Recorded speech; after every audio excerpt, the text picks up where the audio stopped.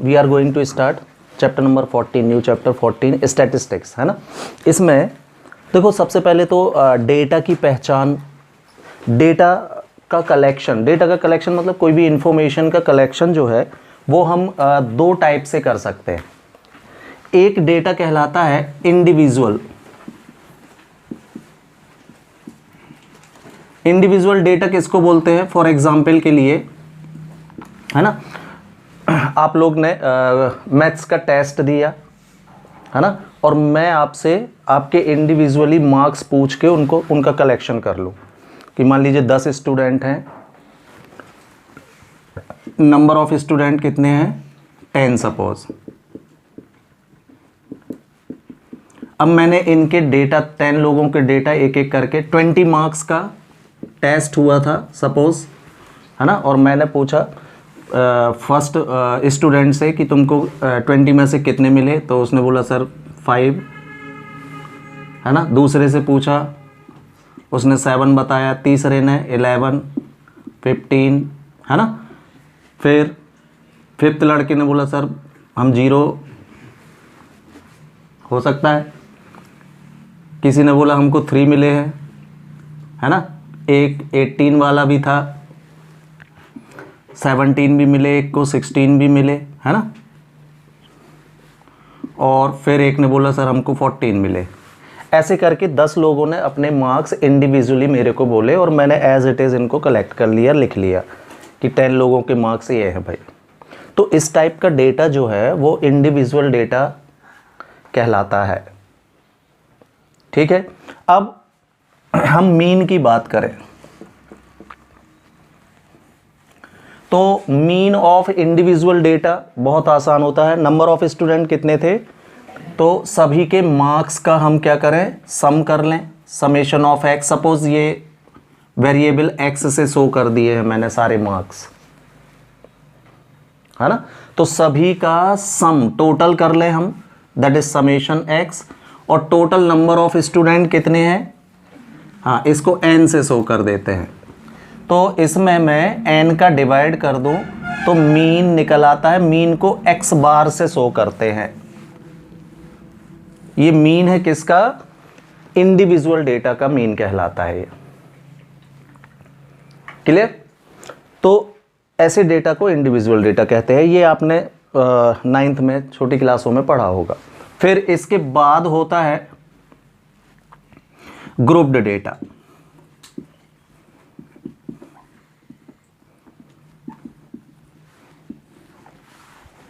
Data collection का ये दूसरा तरीका होता है। मैं मान लीजिए अभी तो ठीक है, चलो 10 स्टूडेंट ही थे, लेकिन क्लास में आप देखते हो, है ना, 60 30 स्टूडेंट होते हैं, 40 स्टूडेंट होते हैं। पता चला 3 सेक्शन है, तो ऐसे करके मोर देन 100 स्टूडेंट हो जाते हैं। तो ऐसी लिस्ट बनाते बनाते तो थक जाएंगे अपन, है ना। तो मान लीजिए बहुत सारे स्टूडेंट बैठे हुए हैं, है ना, और फिर मैं डेटा का कलेक्शन दूसरे प्रकार से करूं। मैं क्या करूं? एक क्लास में इनको डिवाइड कर दूं कि भाई 0 से 10 के अंदर अंदर जितने लोगों ने मार्क्स फाइंड किए हैं, ये मार्क्स हो गए, ठीक। और यहाँ पर फिर मैं नंबर ऑफ स्टूडेंट्स को अलग से कैलकुलेट कर लूँ, है ना। तो जैसे मैंने क्लास में पूछा कि भाई 0 से 10 तक, है ना, जितने लोगों को मार्क्स मिले हैं वो अपना हाथ रेज करें। तो मान लीजिए 5 लोगों ने हाथ उठाया, तो मैंने यहाँ लिख दिया गिन के कि 5 स्टूडेंट ऐसे थे जिनको 0 से 10 के बीच में मार्क्स मिले, है ना। अब मान लीजिए आपका जो पेपर हुआ था वो हाफ ईयरली या फाइनल पेपर था, 100 मार्क्स का था। तो फिर मैंने बोला 10 से 20 कितने लोगों को मिले हैं, हाथ ऊपर करें, है ना। ऐसे लोग 7 आ गए। फिर मैंने बोला 20 से 30 के बीच में कितनों के मार्क्स हैं, है ना। 6 लोगों ने हाथ रेस किया अपना। 30 to 40 10 लोगों ने हाथ ऊपर कर लिया। इस तरीके से मैं पूरे 100 मार्क्स तक चला जाऊं और सारा कलेक्शन कर लूं। तो ये जो कलेक्शन मेरा है ना, ये बहुत सारी जानकारी क्लियर करता है भाई। इससे ज़्यादा कुछ समझ में नहीं आता इंडिविजुअल डेटा से, लेकिन ये डेटा है ना, हमको ये भी बता देता है। एक तो बेल अरेंज हो गया ये, तो इससे एक जानकारी ये भी मिलती है कि यार 30 से नीचे वाले काफ़ी लड़के हैं, अभी रिज़ल्ट ठीक नहीं है ना, जो फेल हो गए हैं 33 तक। तो इससे हमको उस क्लास के जो प्रेजेंट पोजीशन है वो भी जानकारी देने लगता है। तो ऐसा डेटा कौन सा डेटा कहलाता है? Grouped data. तो ये मीन है किसका? अनग्रुप्ड का या इंडिविजुअल डेटा का।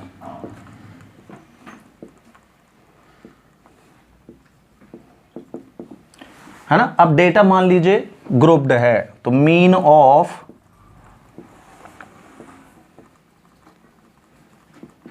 ग्रुप्ड डेटा, तो इसमें जो मार्क्स होते हैं जिनको आपने क्लास इंटरवल में डिवाइड कर, नंबर ऑफ स्टूडेंट को हम FI से शो करते हैं, है ना। और मार्क्स जो है ये वेरिएबल XI शो कहलाता है। तो ग्रुप्ड डेटा का मीन निकालने की दो मेथड, एक तो डायरेक्ट मेथड,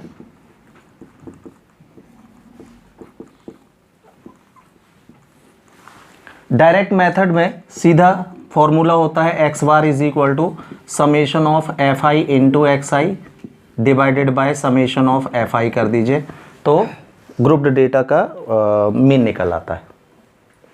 अब ये XI क्या है?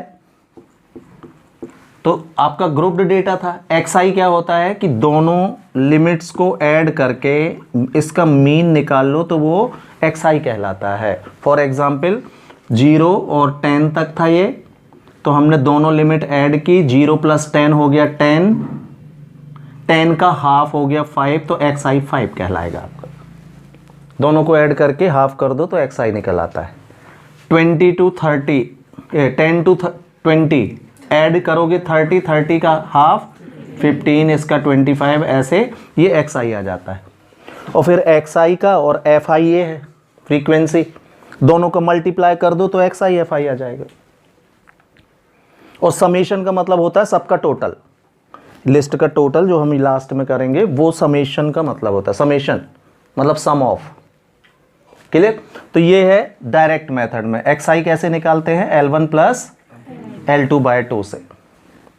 तो ये डायरेक्ट मेथड हो गई, है ना। अब मीन, अज्यूम्ड मीन मेथड से भी हम निकाल सकते हैं।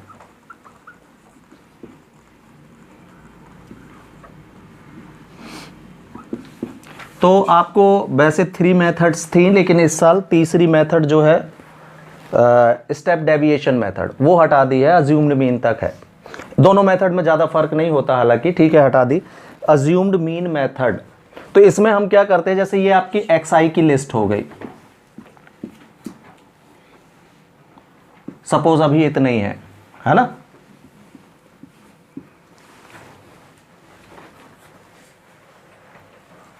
ठीक, तो अज्यूम्ड मीन क्या कहलाता है कि XI की लिस्ट में नंबर ऑफ एलिमेंट टॉप से और बॉटम से इक्वली हम हटा दें। जैसे अप साइड से 3 डेटा और डाउन साइड से मैंने 3 डेटा छोड़ दिए, तो जो बीच में डेटा एक बच रहा है ये अज्यूम्ड मीन कहलाता है। इसको स्मॉल a से शो करते हैं। क्या कहलाता है? ये अज्यूम्ड मीन कहलाता है। क्लियर? तो अज्यूम्ड मीन से XI को फिर हम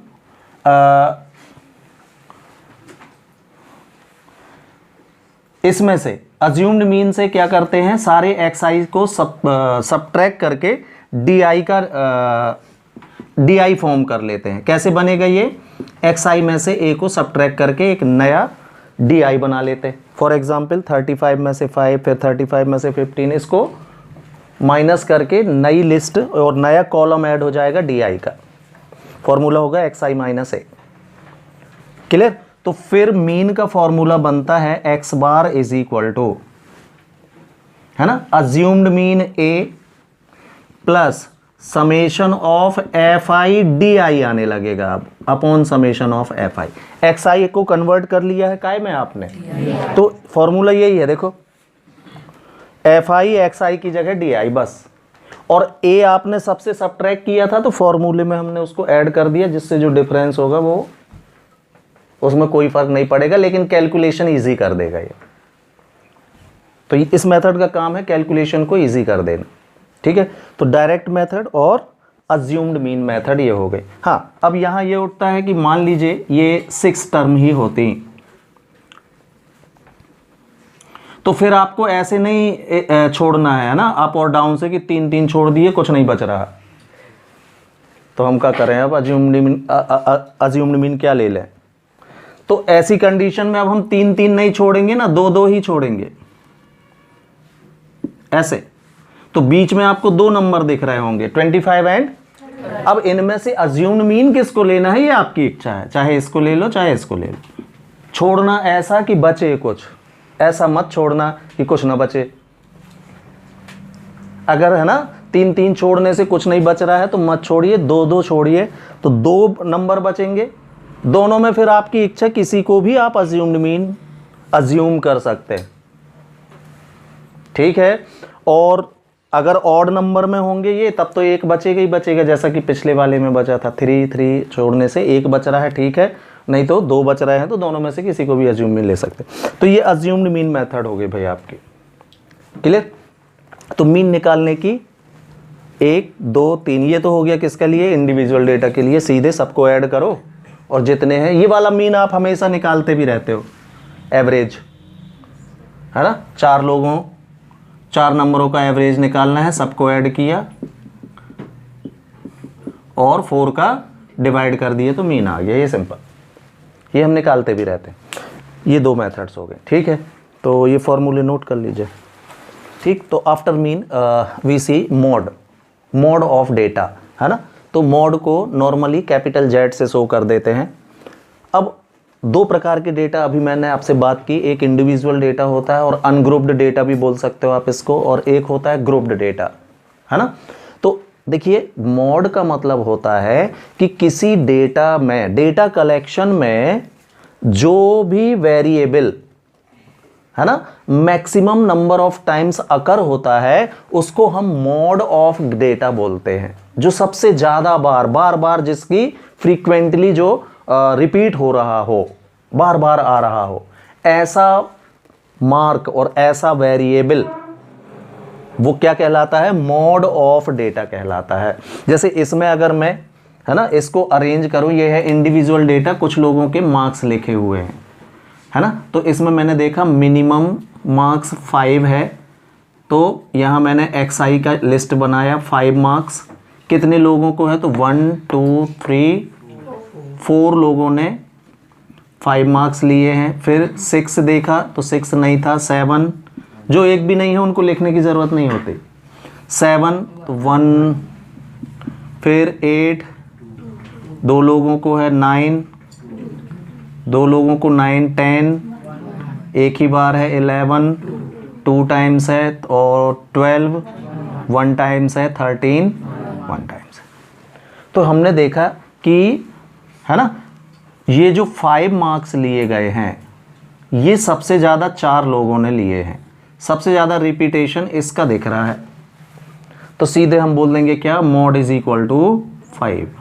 4 ना लिख देना, 5 आया है 4 बार, तो वेरिएबल ये है, नहीं लिख दो मोड 4। इधर ये बस देखना है कि सबसे बड़ा रिपीटेशन किसका है, सबसे ज़्यादा बार कौन रिपीट हुआ है। तो 5 रिपीट हुआ है maximum 4 times, that means 5 is occurring maximum number of times, तो मोड विल बी क्या, 5। तो ये बहुत आसान होता है, सिर्फ गिनती कर लो कौन सबसे ज़्यादा बार है, वही आपका मोड हो जाएगा, किसमें, इंडिविजुअल डेटा में। बिल्कुल आसान। ये तो कोई भी बता देगा कि सबसे बड़ा 4 है, इधर सबसे बड़ा नहीं देखना है, ठीक है। फ्रीक्वेंसी क्या बताता है कि कोई चीज़ कितनी बार आ रही है, कितने लोग हैं उस मार्क्स पर, उस वेरिएबल पर कितने लोग हैं। तो फ्रीक्वेंसी में देखना है, सबसे ज़्यादा जिसकी होगी वही, ठीक है। अब मोड ऑफ ग्रुप्ड डेटा,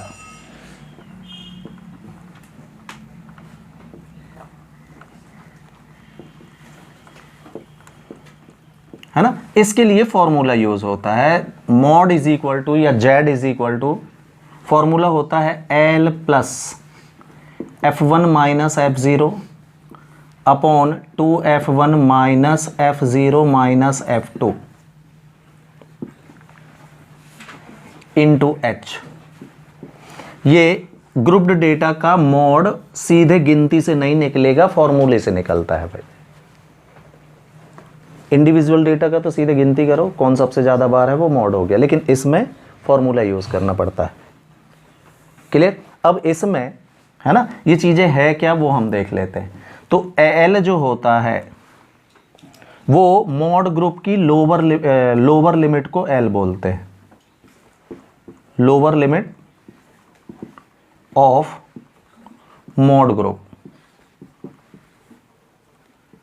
मतलब मॉड ग्रुप जैसे यहां देखें हम, तो ये FI में अगर हम लिस्टेड करते हैं तो मैक्सिमम अकरेंस 5 टाइम्स है इस क्लास की। सबसे बड़ा देखो, सबसे ज्यादा फ्रीक्वेंसी किसकी दिख रही है आपको? 20 से 30 कितनी बार? 5 बार, 5 टाइम्स। तो ये आपका मॉड ग्रुप कहलाएगा भाई आपका। ये है मॉड ग्रुप। मतलब मॉड ग्रुप का मतलब ये होता है आपका जो भी मॉड आएगा आंसर में वो इस ग्रुप में आएगा, मतलब 20 और 30 के बीच में ही आपका आंसर आएगा। ये कंफर्म यही पता चल जाता है हमको। This is the meaning of mod group, मतलब मॉड किस ग्रुप में बिलोंग करेगा। तो ये तो पहली ही लाइन में जैसे ही हमने देखा मैक्सिमम फ्रीक्वेंसी किसकी है, तो यही मॉड ग्रुप है आपका। मतलब ये चीज तो कंफर्म हो गई कि हमारा आंसर 20 और 30 के बीच में ही होगा जो भी होगा। तो अगर ना आए इसके बीच में तो आप अपना सॉल्व वापस चेक करें, हमने कहीं गलती कर दी है। अगर बियॉन्ड दिस ग्रुप जा रहा है आपका आंसर तो पक्की बात है। तो आंसर आने के बाद जरूर ये चीज चेक कर लेना चाहिए कि इसके बीच में मॉड ग्रुप में मेरा आंसर है कि नहीं है, है ना। अब जो मॉड ग्रुप की फ्रीक्वेंसी होती है ये F1 कहलाती है। ये है F1 भाई, 5 ही F1 कहलाएगा जो मैंने फॉर्मूले में लिखा है।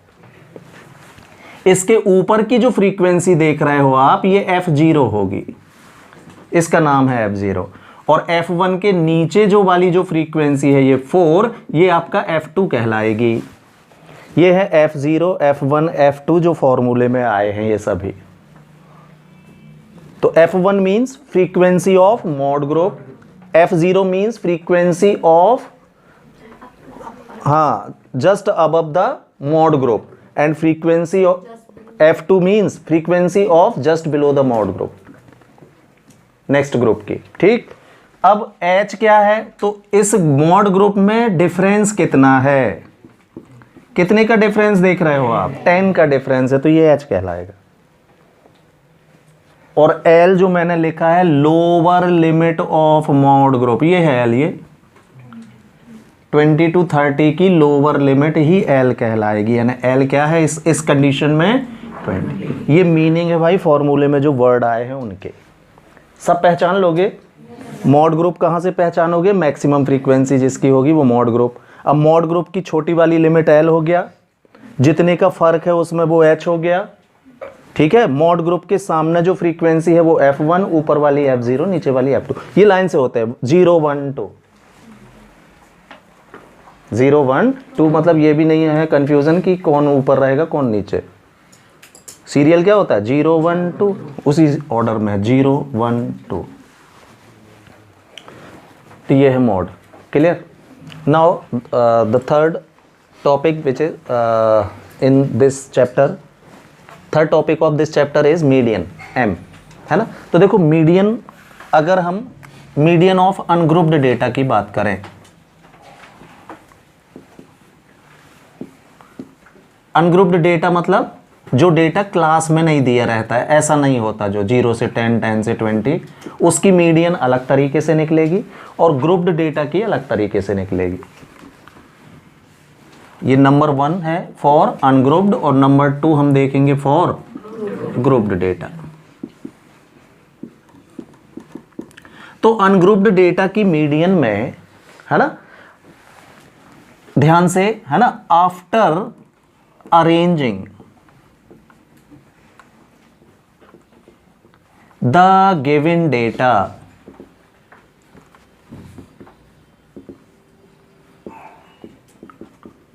इन असेंडिंग और descending order.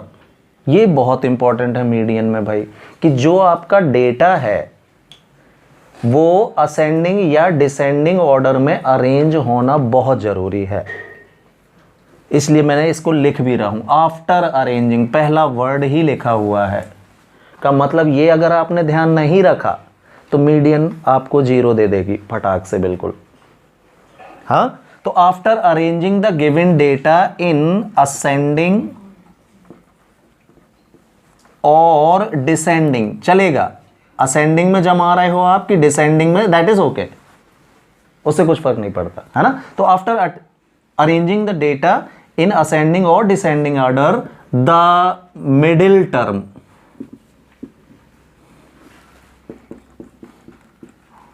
Of data is called median.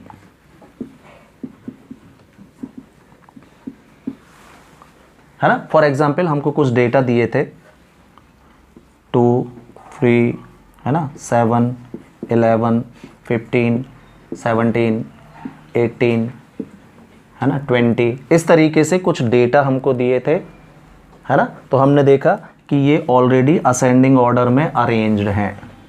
नहीं होते तो कर लो, अगर अरेंज नहीं है तो पहले अरेंज कर लो उनको, ठीक है। तो अब हमने देखा क्या कि इसका मिडिल टर्म, तो हमने देखा 3, 18 तक देखो पहले, है।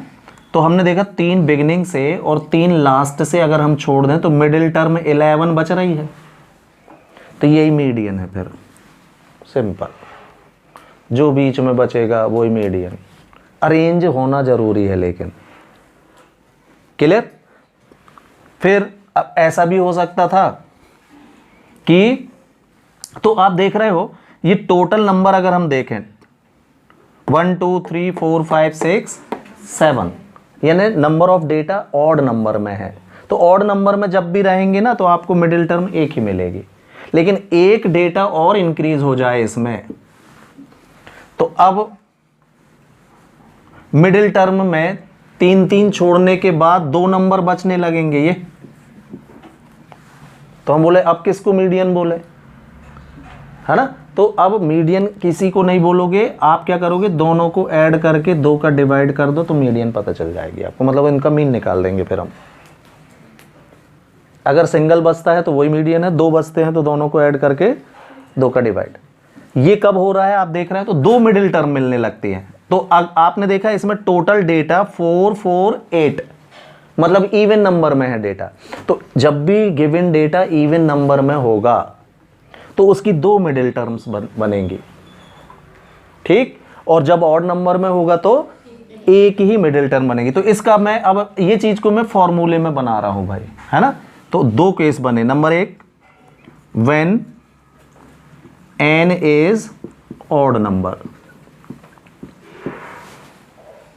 टोटल नंबर ऑफ डेटा कैसा होगा, ऑड में होगा।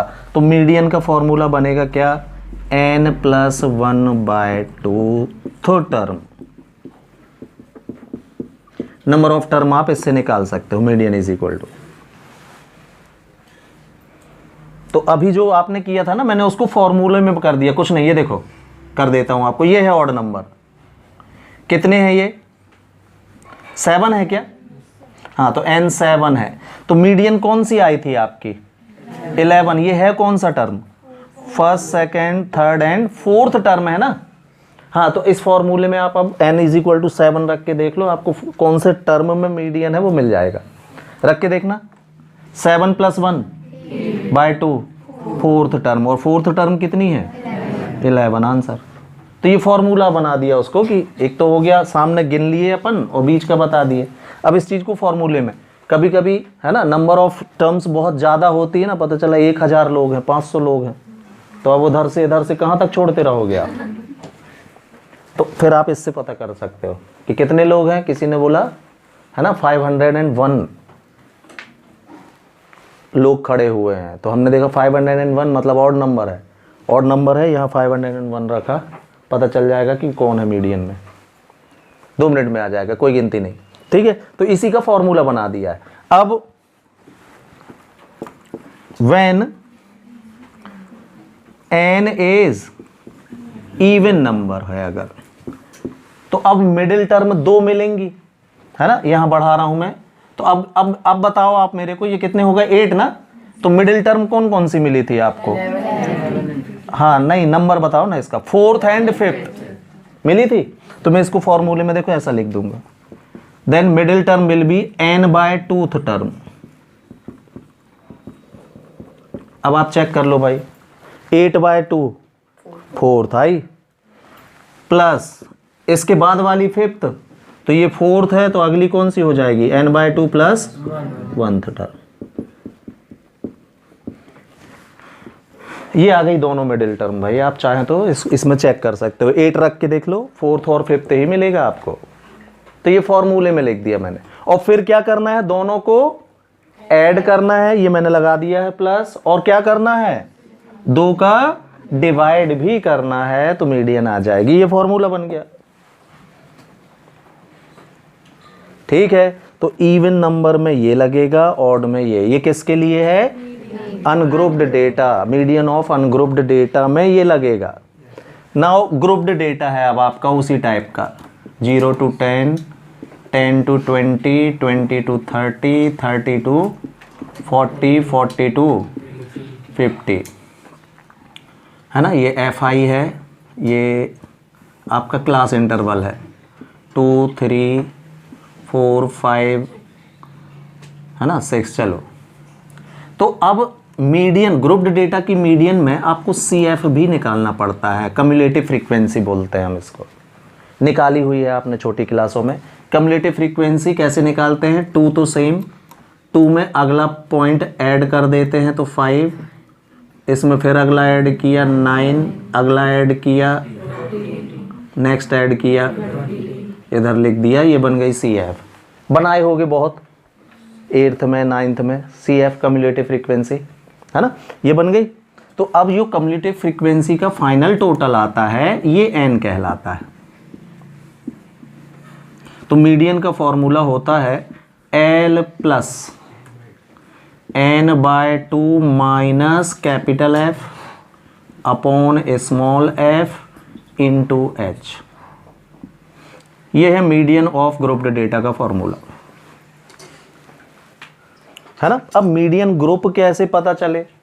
तो आपका ये जो आया है n, है ना, इसका n/2 कर लो आप, कितना आएगा 10।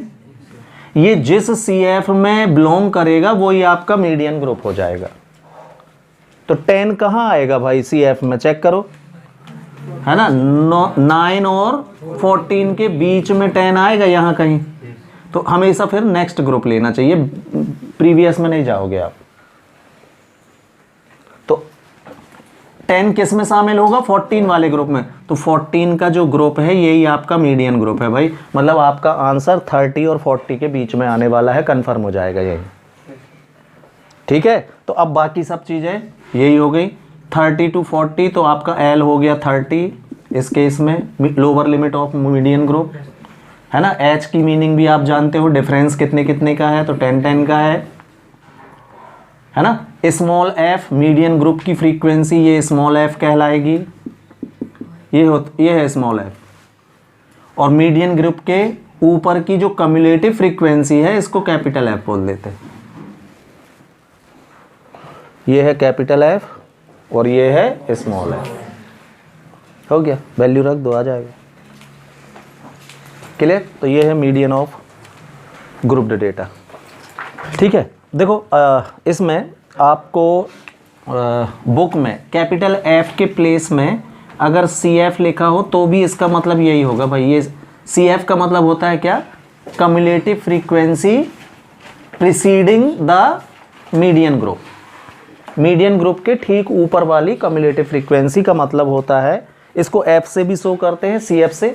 आपकी बुक में CF से यूज़ किया है उसने F की जगह पर, तो वो आपको फॉर्मूले में यहाँ ना CF लिख के देगा अगर फॉर्मूला पूछेगा।